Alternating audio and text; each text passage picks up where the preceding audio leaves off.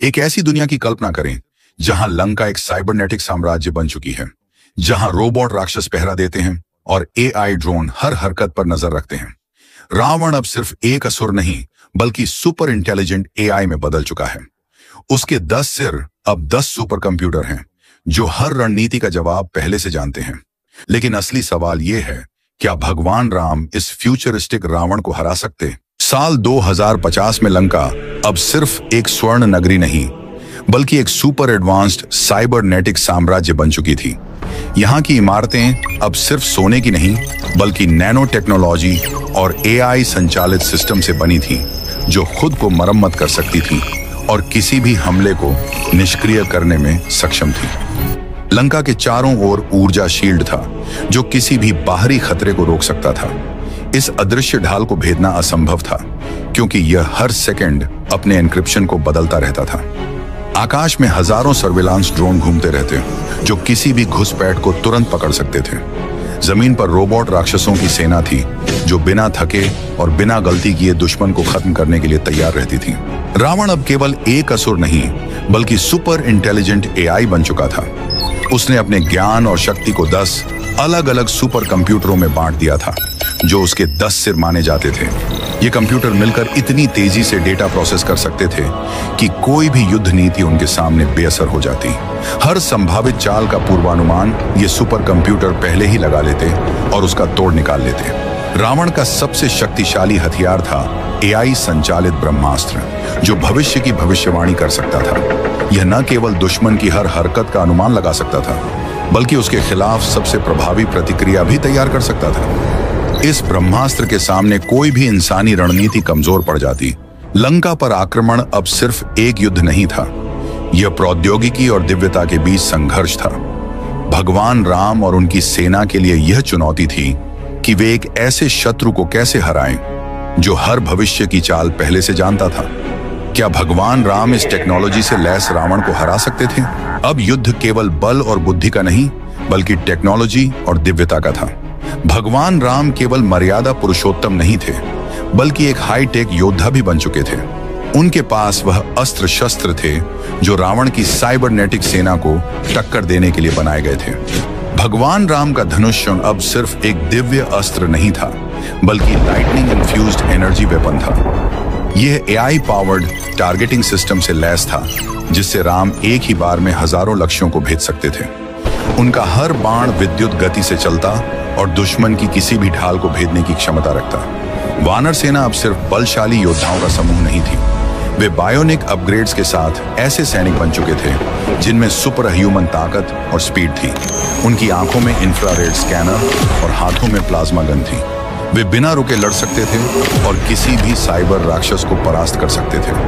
हनुमान अब एक cybernetic warrior थे। उनका शरीर नैनो टेक्नोलॉजी से अपग्रेड हो चुका था जिससे वे पहले से 10 गुना ज्यादा ताकतवर और तेज थे। वे हवा में उड़ते हुए सुपरसोनिक गति से हमला कर सकते थे और उनके मुक्कों में इतनी ताकत थी कि वे रोबोटिक राक्षसों को एक ही बार में चकनाचूर कर सकते थे। रामायण 2050 की सबसे बड़ी टेक एडवांसमेंट थी अग्निबाण। यह अब केवल एक ज्वलंत तीर नहीं था बल्कि लेजर गाइडेड मिसाइल बन चुका था। यह एआई ट्रैकिंग सिस्टम से जुड़ा था जिससे यह दुश्मन के हर मूवमेंट को डिटेक्ट करके अचूक वार कर सकता था। अब यह युद्ध केवल अच्छाई और बुराई के बीच नहीं था, यह एक भविष्यवादी युग का महायुद्ध था जहां धर्म और टेक्नोलॉजी दोनों अपनी चरम सीमा पर थे। अब सवाल यह है, अगर रामायण 2050 में होती तो क्या धर्म जीतता या टेक्नोलॉजी? लंका की रक्षा प्रणाली इतनी मजबूत थी कि कोई भी जैविक योद्धा इसमें प्रवेश नहीं कर सकता था, लेकिन भगवान राम और उनकी सेना सुपर एआई हैकिंग सिस्टम से लैस होकर लंका में एंट्री लेने के लिए तैयार थे। राम की सेना अब पारंपरिक नहीं रही थी। हर योद्धा एआई पावर्ड सूट पहने था जो उनकी ताकत और गति को 2 गुना कर देता था। वानर सैनिकों के पास प्लाज्मा गन थी जिनसे वे लंका की सुरक्षा ढाल को भेद सकते थे। हनुमान साइबरनेटिक उड़ान मोड में थे जिससे वे अदृश्य होकर तेज गति से हमला कर सकते थे। राम ने अपने लाइटनिंग इन्फ्यूज धनुष से पहला वार किया। तीर हवा में जाते ही एआई ट्रैकिंग सिस्टम एक्टिव हो गया और लंका की सुरक्षा को हैक कर दिया। वानर सेना तेजी से अंदर घुस गई, लेकिन तभी मेघनाद की एआई आर्मी सामने आ गई। युद्ध का असली क्लाइमैक्स शुरू हो चुका था। क्या धर्म की ताकत इस अत्याधुनिक तकनीक को हरा पाएगी? मेघनाद अब केवल एक योद्धा नहीं था, उसने खुद को एक ह्यूमन एआई हाइब्रिड में बदल लिया था। उसकी एआई संचालित लेजर गन किसी भी इंसानी योद्धा से तेज थी। वानर सेना और रोबोट राक्षसों के बीच भीषण युद्ध छिड़ गया। प्लाज्मा गन और लेजर गन की गूंज से पूरा आसमान लाल हो गया। हनुमान हाइपर स्पीड मोड में लंका की गगनचुंबी इमारतों के बीच उड़ रहे थे और अपनी नैनो टेक्नोलॉजी से लैस गदा से रोबोटों को चकनाचूर कर रहे थे। राम और लक्ष्मण मेघनाद तक पहुंचे, लेकिन तभी मेघनाद ने अपने धनुष से एक नैनो टेक्नोलॉजी बाण चलाया जो सीधे लक्ष्मण के सीने में जाकर धंस गया। यह कोई साधारण बाण नहीं था, यह एक नैनो बायो वायरस था जो शरीर को अंदर से नष्ट कर सकता था। हनुमान तुरंत संजीवनी बूटी लाने निकल पड़े, लेकिन संजीवनी इस तकनीकी हमले को रोकने में सक्षम नहीं थी। लक्ष्मण के शरीर में नैनो रोबोट्स फैल चुके थे और उनकी ऊर्जा तेजी से खत्म हो रही थी। तभी राम ने अपने डीएनए हीलिंग प्रोग्राम को एक्टिवेट किया, जो एआई बायो वायरस को मिटाने में सक्षम था। लक्ष्मण की हालत सुधरने लगी, लेकिन राम को अब रावण से निपटना था। रावण अपने सिंहासन पर बैठा सुपर एआई ब्रह्मास्त्र को एक्टिवेट कर चुका था। उसके 10 सिर अब 10 एआई सुपर कंप्यूटर थे, जो एक ही समय में हजारों युद्ध रणनीतियां सोच सकते थे।